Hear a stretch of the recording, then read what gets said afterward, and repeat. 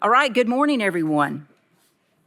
The first order of business, we do have a quorum, Doug, is that correct? Yes. All right. First order of business will be I'll entertain a motion to approve the minutes from the May 22nd meeting. Motion to approve. Any changes or corrections? Hearing none, all in favor signify by aye. Aye. Opposed? Next is the program of projects is a list of projects to be funded with FTA funding. FTA requires a public hearing on the program of projects. So we will, who I'll will take it. present? Okay, thank you, Doug. All right, thank you. This we do this every year. It's the annual program of projects, and these are funds that come from the Federal Transit Administration to our urban area every year. And there is a special caveat that we have to have a public hearing. We fold it into our executive board meeting, but we do a separate public notice. We put it on our website separate. People can make comments. We didn't get any. And you'll notice there, after your action, there is no motion to put this in the tip. We have placeholder pages in the tip. So once y'all act on this, then Craig will just do those internally. So next slide, please. There's 3 different sources of funding that come to our urban area. One is called the FTA Section 5307. That's how they number it with FTA. For fiscal year 24, our urban area is getting $8.7 million. So this was an increase over last year of about $227,000. And this goes for transit capital and operating. The city of Knoxville is the technical designated recipient, but they're like I said, the FTA process works us through the MPO process. And they have an agreement with CAC and ETHRA on how to divide this money. And this agreement's been in place since 2012. Next slide. So it's based on a agreed upon set of percentage. The city of Knoxville and CAT gets 79.8%, which is about $6.9 million. CAC gets 14.9%, that's about $1.3 million, and ETHRA gets 5.3, and that's $462,000. And like we said, they have to, the FTA requires them to put out what's called a program of projects, and it's just a real basic generalization of how the money will be used. CAT's gonna use this for maintenance, vehicle overhaul, support vehicles, ADA service. They're gonna renovate some of their maintenance and transit facility, and they're gonna buy computer software and some safety and security projects. CAC uses it for operating, job access programs, maintenance, safety, and security, and ETHRA does the same thing, operating, job access, maintenance, safety, and security. Next slide. The second amount of funding, it's called 5339, bus and bus facilities funding. For fiscal year 24, we got about $731,000, so this was an increase of about $25,000, and it can be used to purchase vehicles, equipment, and help construct facilities. Once again, the city of Knoxville is the technical designated recipient, and there's a caveat on this. It must be used by a fixed route service provider. So in our area, the only fixed route provider we have is CAT, so that this money all goes to CAT. Next slide. Once again, we have to kind of outline the general things they would use this money for, and so they're going to buy replacement service van, use this money to purchase bus stop shelters and signage, acquire shop equipment, and then some miscellaneous support equipment. Then the third one is the 5310 funding, and this is the funding we get for seniors and individuals with disability, and this goes to the TPOe, and this is where we award money to like the Cerebral Palsy Center or the Sertoma Center, Emory Valley Center, and also to like CAC Volunteer Program, the Blount County Smiles Program. We got $831,000 for fiscal year 24, so this went down slightly by $21,000. They have some weird formula, so it all based on changes in the formula each year. And so the TPO does a call for projects in the fall, and we have to, by rule, spend 55% on capital, 35% on operating, and then we can use up to 10% on administration. Next slide. We'll do this a separate call for these projects in the fall, so we don't have like a list right now, but by action, you're just approving that the funding is going to go to the TPO and that we will do the call in the fall. So I think that might be the last slide. We do need a motion approving the program of projects. And I guess just verify, since this is a public hearing, no one is here to speak on this. I don't think there's anyone. So Okay, so make a motion to approve. We have a motion to approve. We have a second. Second. Thank you, Mayor. Any further discussion or questions? And all of this is outlined very well in the memorandum from the city of Knoxville and then also Doug's memo there, attachment. Any other questions? Hearing none, all in favor signify by aye. Aye. Opposed? Very good. Next is the funding proposal discussion related to Federal Highway August redistribution. Is this you again, Doug? Well, I'll turn it over. We have with us, sitting up here at the table, Preston Elliott from the Tennessee Department of Transportation, and he's going to handle this item for us. Awesome, thank you. Thank you. Thank you for having me this morning. I presented before your technical committee, and I said at that time I was going to attempt to explain how the internet works. It's not quite as complicated, but it is somewhat. I made this presentation in Nashville and learned that the Federal Highway Administration does this, and it takes 3 days. I will not take 3 days. So. So thank you again. So this topic, if we go back one slide, I'm sorry. This topic that we're talking about today is not a Tennessee issue. It's not a Knoxville issue. It's a national issue. And so I want to frame it in that regards. But there is as it relates to our state and our urban areas, we are part of it. And there's an opportunity for us to make greater use of dollars that are available nationwide. So if we go to the next slide, please. Thank you. So you often probably wonder when you're looking at projects in your transportation improvement program, the TIP, you see a variety of acronyms, NHPP, STBG, they may be STBGS, L, M, U. You may just see a variety of funding sources. And really what I'd like to do is explain to you kind of an opportunity for us to play a bigger role in securing funding that's available to us nationally. So our apportionment in Tennessee is about $1.1 billion, and that funnels down into these variety of buckets, so to speak, in the program. Oftentimes what you're dealing with mostly is the urban STBG. So these are the Surface Transportation Block Group funds that you may refer to as either STBU or M or L. That's an amount of dollars that comes to the TPO for which you have the control and authority of programming. And there are actually 5 pots of funds in the STBG category. And there's one called Flex, and it basically is a funding source that TDOT has the ability to spend anywhere in the state. Your dollars that come to you for the MPO, they can only be spent in your metropolitan planning area or your MPA area. So the things that I'm going to be talking about today are relative to the August redistribution, and the fund swap proposal before you means that the dollars we're talking about still stay in your urban area. So they don't go to anywhere else across the state. So as I mentioned, a national issue. So let me, before I go there, if you go to the next slide, please. So while at the national level we have what is called our apportionment, we actually don't get that much money, the total. We only get an obligation limitation or authority.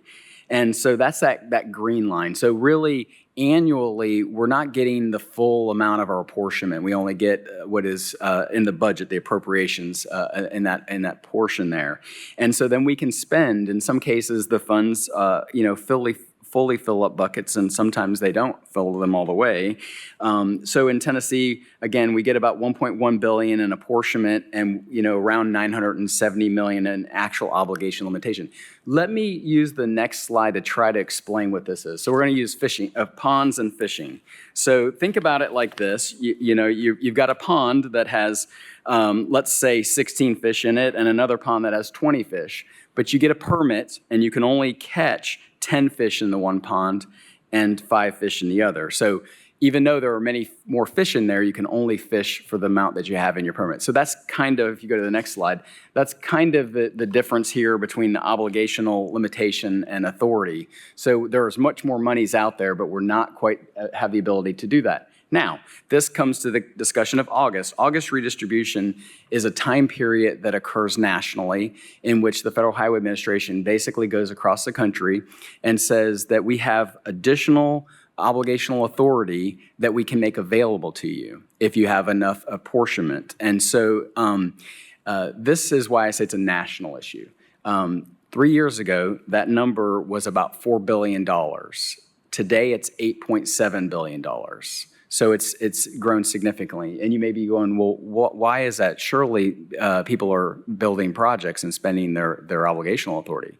There are two programs at the national level of which funds are not expending fast. One is called the INFRA program and the other is the TPOe. Those two programs, the INFRA one is essentially discretionary grants. If you think about grants that are out there, you may have recently won. They take time to get grants agreements in place. And so those projects aren't quite spending as fast as you would think. So that's why that number has grown. The TPOe is a loan process where dollars are set aside for bonding, loan, and major investments that are out there nationally. So if you look at the slide here, you'll see that you can fill that bucket up with a new obligation limitation. And then that occurs, but you have to obligate these funds by September 30th. So there's a little bit of a catch there. You have to spend them in the fiscal year.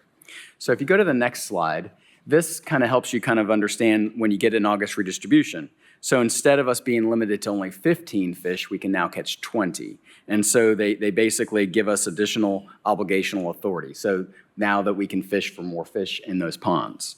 I hope this is a little, I know it's a little simplistic, but hopefully it kind of makes sense in terms of what we're talking about in terms of obligation and apportionment. If you go to the next slide. So the department does something, and I'll explain it here. This is something that's available nationally, and it's called Advanced Construction AC funding. So if you've ever wondered in your TIP, if you're looking at a project and you say, what is this AC funding? What does that mean? Essentially, state DOTs are able to indicate to the feds that we are going to pre-finance or use state funding. It has been procured in such a way that we intend to ask for federal funds in the future. So this is an important component for August redistribution because if we have are given additional obligational authority, we can basically we can cash back, get our monies back for those dollars that we've already expended. So next slide, please. So you can see here how that essentially works, that if we get additional obligational limitation, we can then advance more projects in the fiscal year. So go to the next slide, please. Thank you. So historically, the state of Tennessee has around $40 to $60 million is what we typically would ask for in an August redistribution. If you look down at the peer states, these peer states are receiving significantly higher August redistribution. In fact, South Carolina, 149 million, Kentucky, 146, North Carolina, and I'm going to be focusing on North Carolina, over 264 million, and then Virginia, you can see here, in Georgia. The top three are very comparable. Their apportionment, I mentioned to you, Tennessee's about 1.1. Theirs is roughly about 1.1. When you get into Virginia and Georgia, there's about 1.4, 1.7 billion. But you can see that they're obtaining a significantly higher amount of that apportionment. And they are employing a strategy, and I'll be focusing on the North Carolina one, which is what I'm here today to present before you. If you would go to the next slide, please. So I mentioned to you that it's a national issue, but Tennessee kind of falls front and center on this as well. Unfortunately, we're sitting on about $420 million in unobligated funds. And the vast majority of that amount is in the large four urban areas. Excuse me. Sorry about that. And that's about 6 years of obligation or apportionment, excuse me.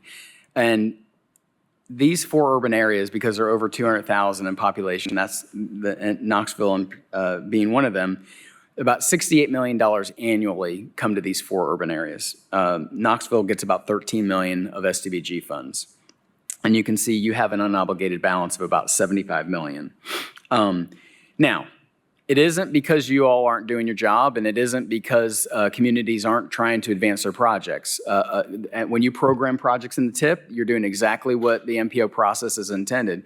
The problem comes into play is that the project development process is a tricky process. It takes time, and And your staff that work on these projects, not only are they working on federal aid projects, but they're working on many other projects in your community. In fact, you have many more roads than just federal aid roads in your communities. And so as a department, our staff is dedicated just exclusively to those types of roads. So it's a little bit different in context. We have the ability to advance projects because that's what we do day in and day out. So I provide to you on the side here, just to kind of give you context. You'll make an action and programming a project into the TIP. You have to go through the contracting process, the environmental design, right-of-way and construction. That could take anywhere from 5 to 6 years.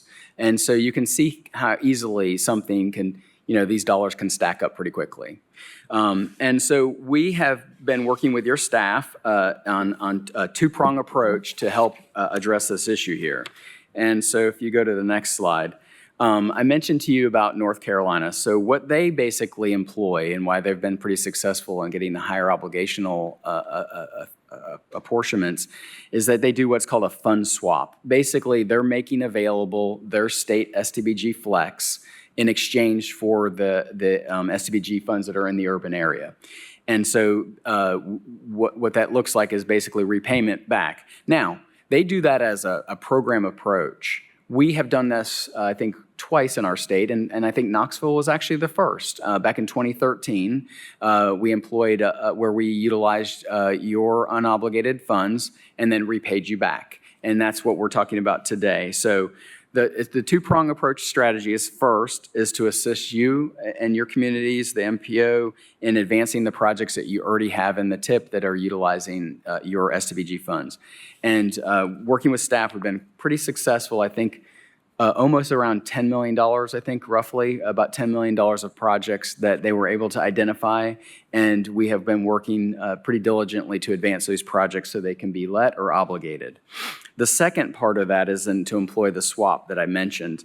And this is really a one-for-one exchange. It's really more about a fiscal management than anything else. Projects that are in your TIP remain the same as they have been, and a lot of these transactions will be on the backside, meaning that you don't see this, but I mentioned to you about the STBG L or M or U. There are actually probably about 20 different codes when we put them into the system at the feds. You don't see that because it's very laborious and it's an accounting exercise. But our ability on the backside is to essentially have a tracking system that what we borrow, we pay back, and we'll do an MOU with you all that basically when your project's ready to obligate, then that is what we pay you back with. So that'll occur, and we're doing this for the other large urban areas of Nashville, Chattanooga, and Memphis. There are many safeguards in place. A couple, as an example, first in federal code. These funds, as I mentioned before, can't be spent anywhere else, have to be spent in your urban area. And then the other component is that the TIP, you all control the TIP. It is a place for which if we are not doing what we said, that you can either thumb down or slow us in that regard. So there are safeguards in place to ensure that you get repayment. And as I mentioned before, the borrowing and tracking would occur. So if we go to the next slide, so where does the additional obligational authority go? So as I mentioned, it has to be obligated by September 30th, which is the end of the federal fiscal year. Typically, it will either go for things that we've advanced constructed with state funds. There are where we can do the conversion to get those funds back. And in some cases, they can allow us to advance a project that we might not have currently additional obligational authority. Now, unfortunately, we don't have any of those projects in the Knoxville area, but in other urban areas, for example, Middle Tennessee, they're seeing 3 resurfacing projects that are advancing. And you may say, well, why not us? The reason that those 3 they were supposed to advance this year, but we didn't have enough obligational authority, them making their funds available, we can. Otherwise, we'd have to wait till next fiscal year. So those 3 projects would advance next fiscal year. Let me see if I go to the next slide. I'm almost done here. Rounding out. So why is this important? First off, the $75 million of unobligated funds specifically here, projects are never going to be any cheaper than they are today. Inflation, as we've seen over the last year and a half, too, has been exponential. So we really don't want to lose the buying power. I've mentioned to you about other states where we've seen that they're being quite successful. So we don't really want to leave any of that obligational authority on the table because other states will take use of it. And then the last part, which I would say is probably the most important, is the risk factor. So when we first had this conversation across the state, and it's been a little over about a month and a half, I think is, if I believe we started this with your staff, and we were hearing in DC that it's really hard to give your state discretionary grants when we look and we see you all sitting on about $450 million. Now, I'll say that's apples and oranges, but that's their perspective of what they were seeing. We believe that the great dialogue that we've had over the last month and a half across the state is why largely we were able to celebrate last week I-55, the largest discretionary grant the state has ever received, almost $400 million in total. Prior to that, over the last 4 years, we've had about a little over $325 million in discretionary grants. So we're doing really well. That's new monies to our state over and beyond our normal federal discretionary funds. And then the last thing I'd like to point out, and this is probably the most significant as well. So there are two accounting systems. The one is the Delphi, which is basically the total federal government. And then the other one is FEMAS, and that is what we use for entering projects that utilize federal transportation funds. When the passage of the last bill, IIJA, there was a discrepancy between these two systems of about $3.5 billion. And the Delphi is the controlling system, the federal one. The feds have gotten that down to about $1 billion. There's $1 billion discrepancy between these two accounting systems. And we're worried that if they go to rectify them, they're going to be looking at the percentage of funds unobligated across the country, and that share is going to be impacted to us. We have experienced this in the past. There's been rescissions of funds, the CRISA funds, the COVID funds that occurred, that Congress acted very, very fast in a week, I believe, or less, and rescinded those. But thankfully, working with your staff and others across the state, we were successful in avoiding that. But we don't want to be in that situation. So again, let me just give you context of this. That $8.7 billion that I mentioned, we rank fourth in unobligated funds behind states like Texas, California, and Georgia. And those are very large states in comparison to us. And so when you think about that, that risk exposure is probably going to be pretty impactful to us if not taking action quickly.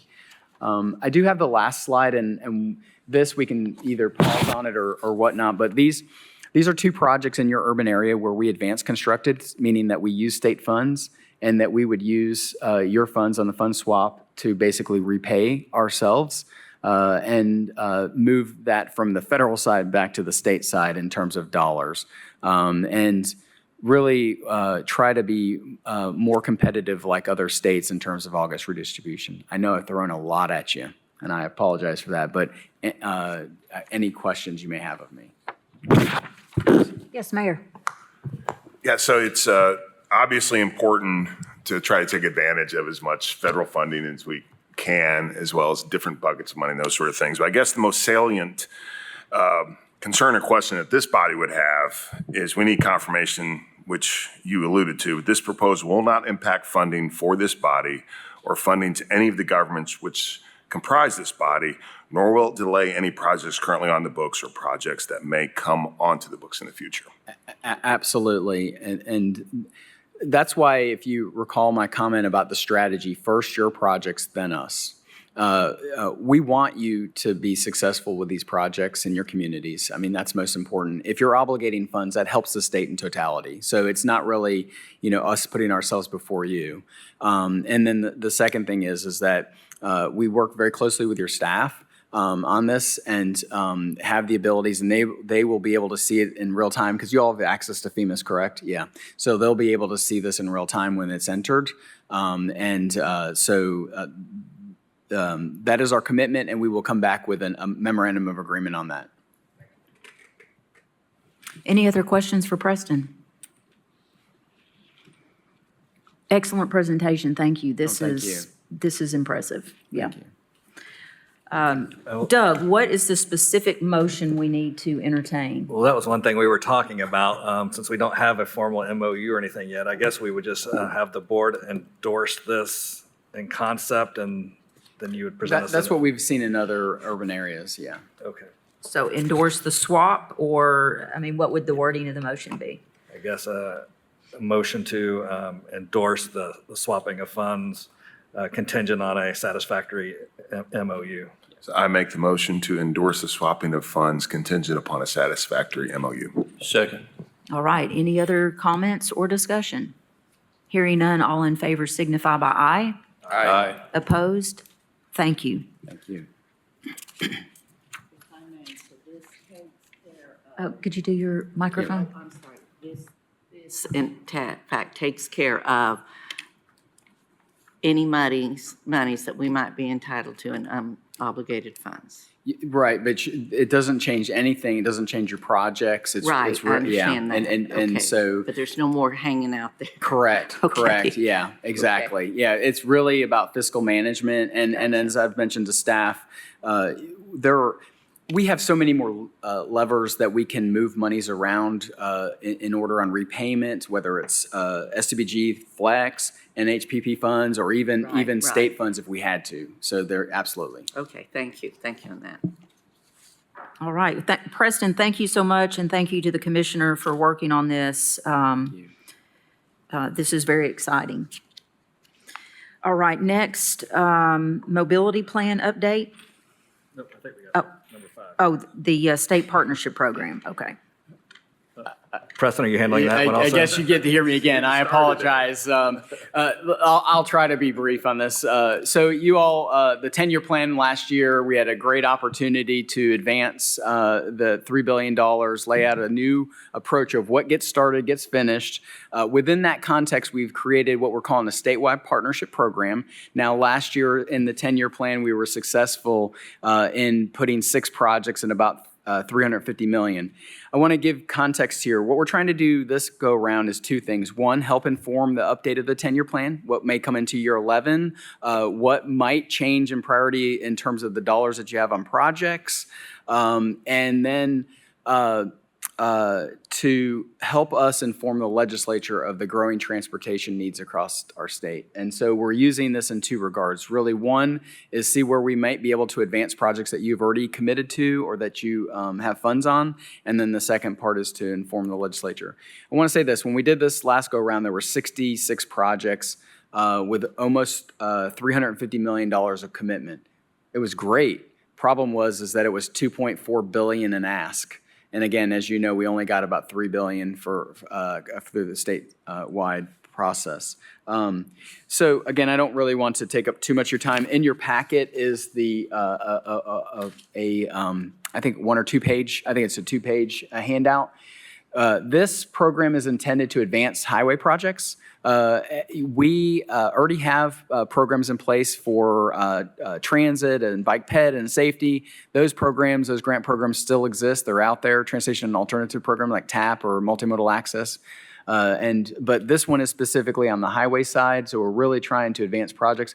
We released it in July 8th. We're going to close August 30th. And then we'll use the information we receive as part of the update to the 10-year plan, which would be at the end of this year here. So you'd know pretty quickly about projects that we can, get into the 10-year plan. There's a frequently asked questions on the backside of the 2-pager, and a lot of what I already mentioned. If you submitted a project that wasn't selected last time, submit it again. We have the online portal, and staff has access to that. And what we're really trying to do through this process is reinforce your plan process. So what you have decided and determined is important, we're wanting to support that and help advance projects in communities. And I'll stop there unless you have any questions of me on the SPP. I'll just say from a staff perspective, we're already kicking around a few ideas, and we'll be reaching out to various staff to see if this might be something y'all are interested in. Or if y'all have anything, let us know. We'll work with you on that. Any other questions for Preston on this? Preston, one of the frequently asked questions is about local contributions. Projects in the current 10-year plan are fiscally constrained. Talk a little bit about that. Yeah, thank you. Two things. So one is, let's say you have a project in your current TIP and you've already committed your STB or your STBG funds. Those probably are a good project to consider to submit because you've already illustrated by your local match, you've already illustrated by the fact that you've taken the funds that you have available to yourself to put on them. What does that mean? So if you are successful in a project getting funded in the statewide partnership, that other portion that you may have STBG funds is freed up, and then you get to reprioritize locally. That's your decision. So we're not interjecting into your process. It just helps free up dollars that you may want to reprioritize. Now, there's another part to that, and I think this may be your question. Let's say you looked at the 10-year plan and you saw a project in, let's say, 2027, and you really want to see that project happen sooner. You may elect to take STBG funds that you have and say, hey, there's a project already in the 10-year plan. We're willing to bring more money if that'll move it up. And so that is a component that could occur. Real important, in the 10-year plan, what we've done here is not just program the $3 billion, but we've essentially, that $1.1 billion that I mentioned to you as part of the earlier conversation, we've essentially looked at our revenue out 10 years, both state and federal. And so if you see something that says traditionally funded, with meaning federal, it's in that fiscal year because that's when we have the funds available to us. If we had funding sooner, absolutely we could move it up. Very good. Thank you, Preston. Madam Chair. Yes, go ahead. So to follow up on that, Preston, if you don't care, this is for projects though on the state system, right? These are on state routes. That is our preference, yes. Yeah. So there's a bit of a leap of faith for us as a region when we put our regional dollars into a project that's on a state route, right? Correct.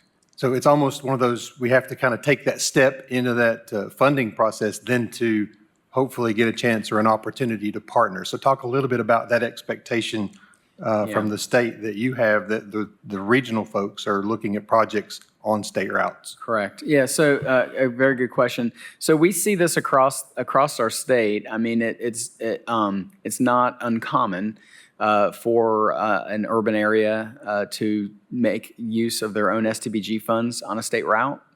I'm trying to think of a couple of examples where, and you're doing that here today. To be honest, I think, in fact, you've got several projects in that regard. What comes into play is that when you get to about construction, then the math starts to get really hard because it's a big number.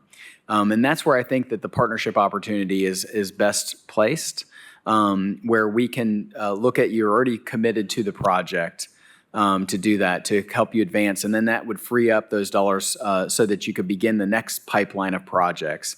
I know you talk about the leap of faith. The previous process was a little archaic. It had a great way of starting, but not a great way of finishing. And so that's why we have the 10-year plan, so we can look at the full funding requirements for a project to help do that.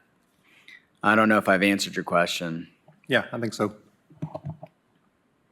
Any other comments or questions? And Doug, we need no motion on this, correct? Thank you, Preston. Thank you. Next on the agenda, mobility plan update. Mike Conger. Yes. Hi, everyone. As with previous meetings, just give you guys a quick update on where we're at with the development of the next update of the long-range transportation plan for the TPOe planning area. So where we've been since we last met with you is we asked our jurisdictions to review all the projects that are in the current 2045 mobility plan. And from that, we've had, several comments about projects that should be removed. Either, they're no longer being pursued or they've been completed. Some new projects identified and modifications to existing projects. So that's where we were at since the last time we met. And now moving forward here, what we're working backwards from, we have a hard deadline of when the mobility plan must be adopted and our air quality conformity approved.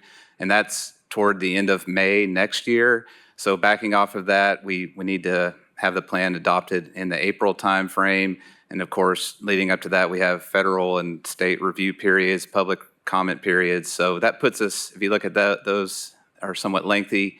We're looking at really this fall and getting the meat of the plan finished. And so the most immediate next step here is to develop the project list, which is, I think, what most jurisdictions are most interested in, is what projects are going into the plan. So as I mentioned, we've reviewed those. A lot of the plan, since we update it 4 years, and projects, as we've discussed, take a number of years to come to fruition. A lot of our plan is a rollover of existing projects, but we do, of course, entertain new projects that have come about. So that's where we're at now. Is this in July and August? We just issued a call for projects. I think, is that on my next? So I have the dates on the next slide, but we're doing that in conjunction. It's kind of interesting how it worked out here with TDOT announcing their SPP call for projects. It really lines up exactly with our time frame for the mobility plan. And of course, what we're doing with these projects is to try to ensure that we're addressing deficiencies in the system and how they align with the goals that you've already adopted for the plan. And of course, as we mentioned to you before, a key aspect of the plan is it must be financially constrained. We can't include projects that we don't have revenue available for. So a big part of the next steps here is to determine exactly how much revenue is available to the area, and then we equate that against the project costs. So as I mentioned, we sent out the call for projects. A lot of you should have gotten an email from Doug last week, and in there we included the information about the SPP process. We did not share the actual application link for the SPP. So as Preston mentioned, we want a consultation process with you. And then when you're ready to submit, we'll get that link to you. In terms of the mobility plan application, it's a fairly short fillable PDF form.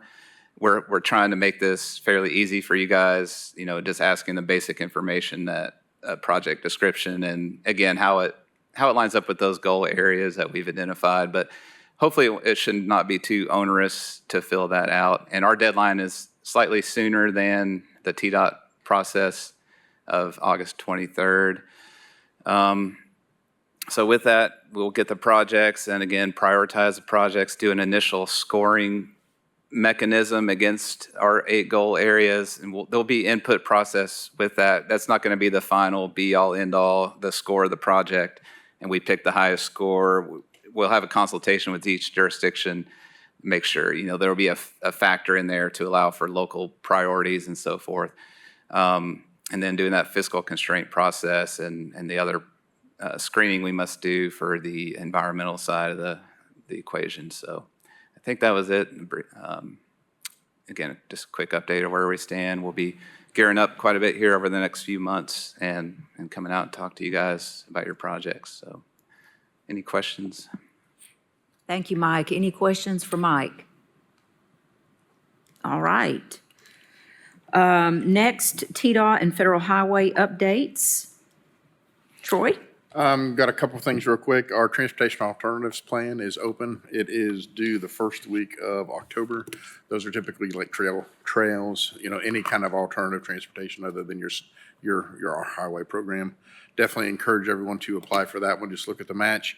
The information is also in our funding grant database, so all the details are in there, and y'all are familiar with that.